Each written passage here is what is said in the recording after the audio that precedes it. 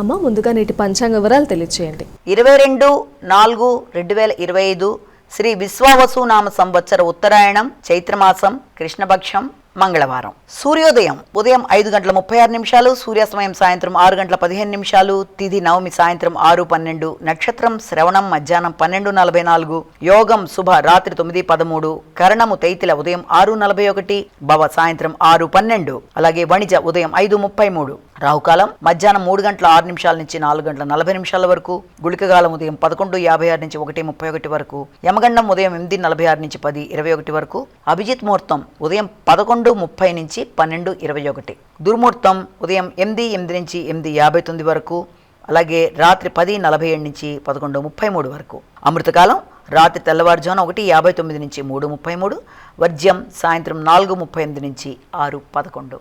ఇది నేటి పంచాంగం.